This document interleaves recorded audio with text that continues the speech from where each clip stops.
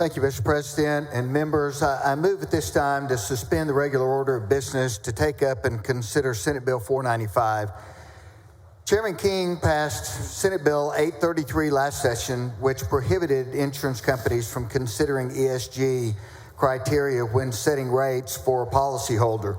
This bill looks to build off of that legislation by prohibiting the insurance commissioner from adopting certain rules relating to environmental, social, and governance assessments. And we also have an amendment. Senator Sparks. Chair recognizes Senator West. For what purpose? Question of the author. Senator Sparks, do you yield? Certainly. All right, what problem Senator West, you recognize. Thank you, Mr. President. What problem are we trying to solve with this bill? What problem are we trying to solve with this bill? What we're trying to do is make sure that the national insurance does not invoke their ideology here in Texas against our corporations. I didn't understand. Would you say that? Would you say that again? Well, yeah, I know it's a little challenging. What we're trying to do is make sure that the national insurance industry does not push ideology on the Texas Department of Insurance. Give me an example of the ideology that you are afraid of. Well, that would be mandating that a particular company had to have a certain makeup of their board of directors. Is this about DEI? I'm sorry? Is this about DEI? It is actually about environmental, social, and governance. Okay. And that would fall into the governance stage. Say that last part again. That your question would fall into the governance stage. So basically mandating or taking into account for a particular corporation that they had to, their board makeup had to have, a certain look or bias to them. A so-called certain bias to it? Yes. So mandating what those board members should be composed, making up that board. And so this deals with environmental related bias? Yes. Social bias, any other type of bias? Is that what you're saying? Yes. So is that happening across the country? I'm sorry, is it happening across the country? Right. It has happened across the country. Can you give me an idea of where it's happening? I can't give you an incident off the top of my head. Like I said, this is building off of legislation that we passed last session. What did we pass last session?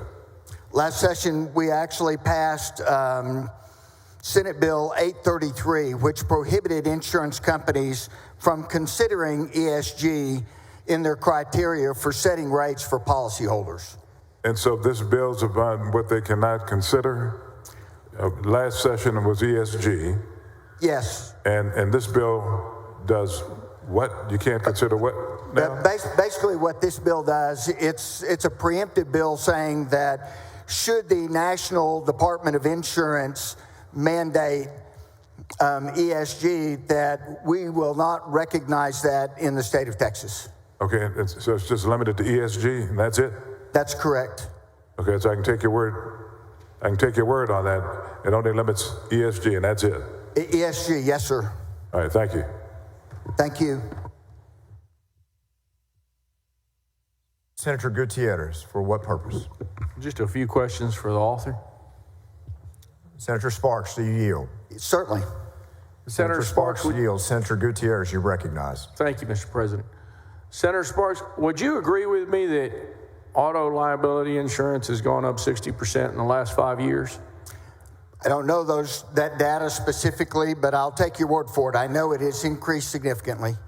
You think that maybe we in this body can start doing things to address those things that are affecting our constituents? Potentially. Do you think, would you agree with me that these insurance companies, their CEOs are, for instance, State Farm CEO is making $24 million a year. Do you agree with me that's a tremendous amount of money? I would agree that's a tremendous amount of money. And we would also agree with me that we spend a tremendous amount of money, these insurance companies do, on advertising their products. They do. All right. And you'd further agree with me that the commissions that they spend to their insurance agents and everybody involved in this midstream is a tremendous amount that is affecting Texas constituents, correct? I don't know about everybody in that phase, but there's certainly a lot of money being made. All I know is that 5 years ago, my insurance policy was $120 a month, and now it's about $200 per car. That's a substantial increase. Yes, it is. Okay. And you would agree with me that these issues are certainly incredibly important, and we should focus on them. I would be happy to work with your office if you have some ideas on how we could address these things that you brought up. Well, we have a tremendous bill where the state of Texas can become its own carrier. We should probably talk about that. Thank you. I would love to have a conversation. Thank you.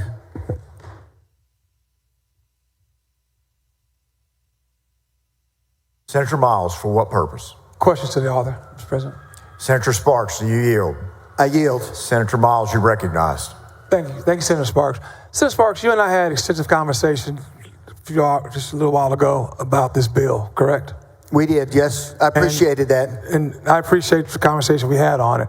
And like you told Senator West, you also told me this is not a DEI bill for insurance. That is correct. It's not a DEI bill. And that was one of my questions to you as well.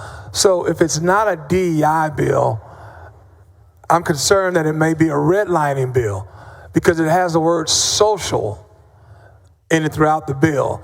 And socially, when you start having insurance and regulate social, that tends to lead into redlining. Is this a redlining bill, sir? I don't believe this is a red line bill, no. You don't believe? You wrote the bill, right? I'm sorry? You wrote the bill, or was it given to you by someone else? Yes, we wrote the bill. It wasn't given to you by any outside organization or anything of that nature? My staff actually helped write this bill. So can you affirmatively say that this is not a redlining bill? I'm fairly confident this is not a red line bill. Because you use the word social throughout the bill, and it just gives me concern. Yeah, it's social as part of the environmental, social, and governance, yes. Environmental, social. Well, after the word environment, it has social meaning a separate issue, is the way I read it. Yes. So you got environment, and then you've got social. It doesn't say environmental social. Correct. Because there's a comma after the environment. There is comma, yes. So it's two different things, correct? Yes. Okay, so explain to me the social aspect of that bill. So the social aspect would make sure that the National Department of Insurance doesn't mandate here in Texas that one of the qualifications or one of the things that would be looked at when a company is looking to write a policy has to do with a particular corporation's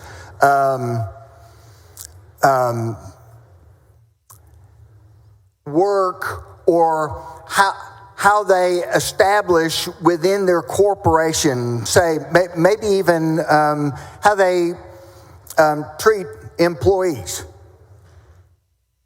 That would be a social? Yes.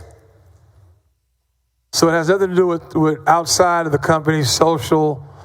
It's social within the company. It's social within those organizations, yes, that they would not be discriminated against based off of that.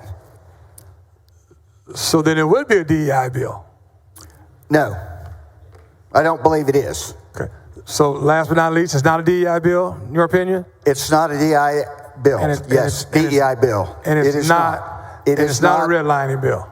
I do not believe it's a red line bill. Thank you for your time, Senator Sparks. Thank you.